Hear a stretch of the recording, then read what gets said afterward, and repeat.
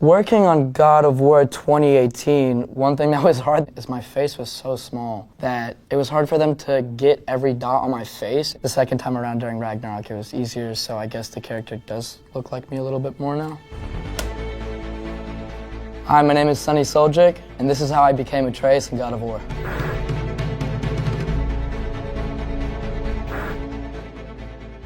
I had no idea that I was auditioning for God of War. Even after like the third callback, they didn't really tell me anything. I think it was a fake script, fake names. I think my name might have been like X on the script or something. I was 8 at the time too, and this was one of my first auditions. So I didn't really know what to expect, and I didn't really think that it was any different from other projects. They had a PlayStation there, so I was like playing games and stuff, but I didn't put 2 and 2 together. What sorts of things can I do? Can I fly? Can I turn into a hawk? I don't feel like a god. And I remember one thing that they had me do was like a facial scan or something, and there was just a bunch of cameras around me, and I was just making like a bunch of like facial expressions for like an hour. I was doing a bunch of chemistry reads with a bunch of really talented actors for Kratos, but when I did the read with Chris, we just clicked immediately. The chemistry was just there, so I got the pleasure to work with the man, the myth, the legend, Chris Judge. I do not know the reach or extent of your godhood, but we will learn together. I didn't see any concept art of Atreus. I bet they did have some type of concept for it, but actually I didn't see it. They just fully built the character off of my face. Personally, I wasn't the biggest fan of my performance in 2018. Is this what it is to be a god? Is this how it always ends? I don't know, I think I'm just like my biggest critic. Like if I hear myself over, especially with like the higher pitched voice and like me screaming and everything. We're sick of hearing about little people's little problems!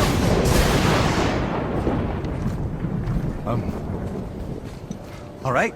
I don't think the performance was like horrible. It's kind of like watching an old like embarrassing video of you when you're younger. I actually did watch a lot of the cutscenes from the last game to try to get back into character before I went back on set. And then I actually dove into like a lot of, like Norse mythology. I just got more information, and I fully read the script for Ragnarok.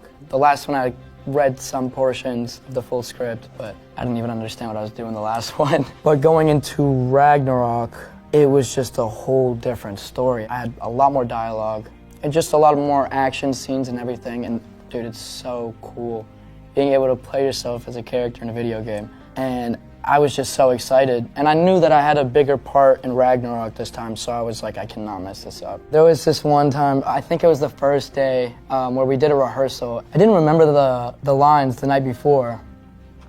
I don't know why, but I was just like, yeah, I'll remember them when I get there, whatever. So I blew it the first day back. Eric Williams, the director on it, and Matt, the narrative director, they looked so disappointed. And I just felt horrible. After that day, I made sure to basically never do that again, and I think the whole shoot, even for the next 3 years after the first rehearsal, I was making up for that day, every single day. The Giants have prophecies about me. They know me as Loki. When I found out that I was Loki, it actually helped my performance, I guess, a little bit, because Loki is a known character upon Norse mythology, and essentially he's a trickster. So I started watching Loki on Disney+, and I fell in love with the show. It's actually a really good show. That gave me a better reference of the character, and it was just cool to see somebody else play it. When I did watch Tom Hiddleston's performance, I took a grain of salt out of it. I loved his performance, he did really well, but I just wanted to make sure I didn't completely copy character itself. You've literally stabbed people in the back like 50 times. Why never do it again? I definitely took the sarcasm and the manipulativeness from the show Loki, which kind of helped me play the character a little bit better. Seriously?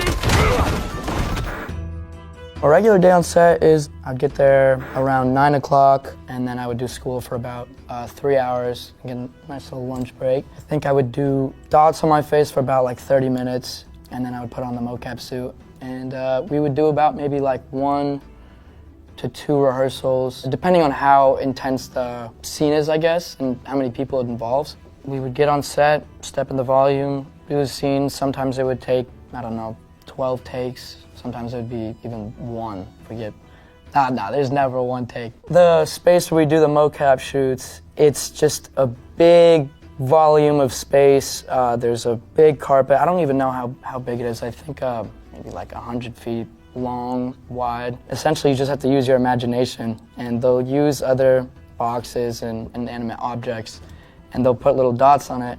And you kind of have to use that as some type of creature in the game or some type of object. You have this big camera over your face with like the helmet to get your facial expressions. I'm pretty sure it even scans your eye movement and everything. And it's just really advanced technology, and I'm not sure how it really even works, but it works. Actually, the helmet itself isn't that uncomfortable, but this big, I don't know, like metal rod that goes around your face, and it's kind of this GoPro-looking camera. So it's easy to kind of clash into someone with your camera. I would forget sometimes because I'm so used to working on set and after such a long time, so I'd forget the camera would be there, and then I would just smack somebody in the face or something. Most of the things were usually me idling, which is what took a long time, is because I'd have different idles. Idling is just when you're waiting for another character to come, or if you're not even using your controller and you're just sitting there the whole time, kind of like an NPC. But it would just consist of me running, jumping, different distances, just certain movements of me spinning, because they need every single movement, and even fingers. Yeah, I guess it is pretty strange, and then I also start overthinking me being natural, like just standing there, because usually when you're just walking around and then you're just standing listening to somebody, you don't really think about it, but then when you're told to do so, and you're just supposed to casually just stand there or sit down or whatever, I don't know, I feel like I just kept overthinking it. So I had to do so many takes of it. When you are filming a video game and you are on the mocap stage, not only with the facial expressions, but movements have to be exaggerated a little bit. But thankfully, when I'm recording on the stage, there's a bunch of TVs around to where you can see yourself as the character. So I kind of use that as reference, but then at the same time though, like my eye line has to be in specific spots, so I'd kind of cheat it for a second. We would definitely get out of character sometimes because, I don't know, sometimes the character would glitch on the screen or something like that. Even when I first started working on God of War 2018 till this day, I still can't believe the technology that they use. I don't know, it kind of messes with my perception of reality in a sense. I was born a god, and so are you. Chris is, it's funny because he looks like a really intimidating guy. He's big and his voice, it sounds insane, but he's really the nicest and like most genuine person I've ever worked with. I'm not just saying this to say it, like he really did almost craft me as a person. I mean, I grew up with him and I was on set so much, so from, being 8 to now 17. I give a lot of credit to him. And, he's been just such a great person while working on the project, on set and off set. And he's insanely talented. Like, he really knows how to carry a game. I don't think my performance wouldn't have been possible without, working with Chris. He would actually improvise some parts, just be more like physical in a sense, and even like tap my back or something, kind of just play around with it to really get me in character. And I feel like watching that gave me more freedom, I guess, in my mind to kind of, improvise as well and just feel comfortable to do what I feel is right, in a sense. Leia is the best. She's really fun to work with. Also, it was really cool to just have someone on the stage around my age. Working on some of these scenes that are a little more intimate.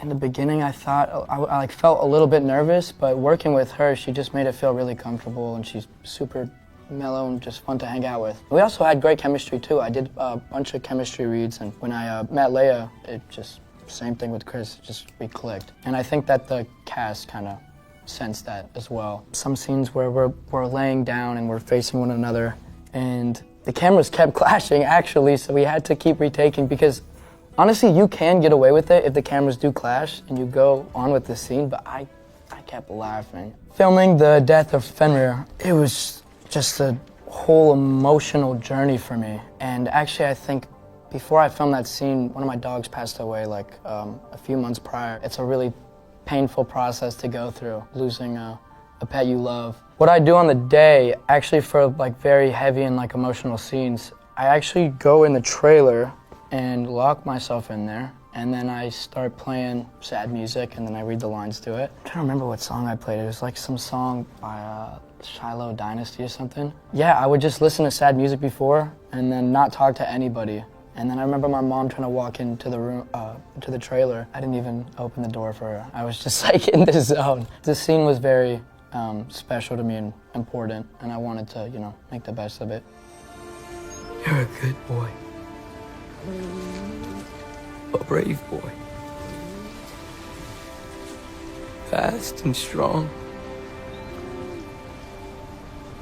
But you can rest now.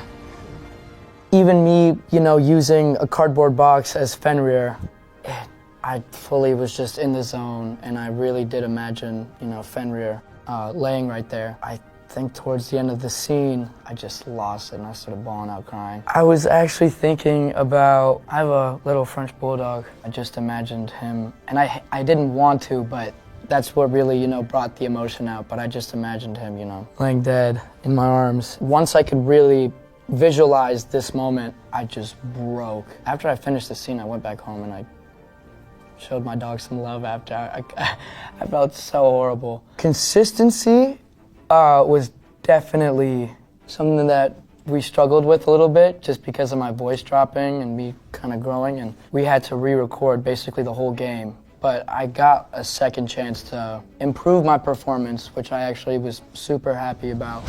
The prophecies say Fimbulwinter leads to Ragnarok. War is coming.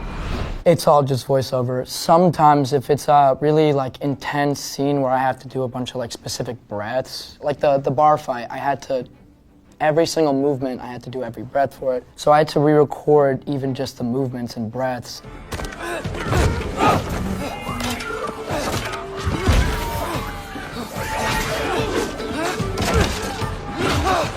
Working on the mocap stage is already kind of hard enough because you have to, you know, envision the whole set and use all these objects to, you know, set the stage for you. And then when you get in the booth, it really is hard to, like, you know, get a lot of emotion out of you just based off of reading the script and reading the lines. And they would rarely have like reference or videos. So you purely had to work off of your imagination. Yeah, you just keep doing the lines until you get that one. Sometimes I'd be doing a line for like 50, 60 takes of like a big paragraph. Yeah, it's pretty intense. But I mean, at the end of the day, it's really fun. I think one of the biggest lessons I've learned is follow your intuition and like follow what like you really think is right, because at the end of the day, that's usually the best decision. I do make a lot of mistakes throughout the filming Ragnarok. Not me, myself, but the character himself. So I feel like I gotta, you know, learn from Atreus' mistakes instead of making my own. Growing up with this character made it a lot easier for me for the second time around. And it also, I would say, improved my acting in some ways, especially during Ragnarok, since I had to re-record a lot of this stuff. I feel like I got to know the character a little bit better, if anything. Hope that I could be Atreus again.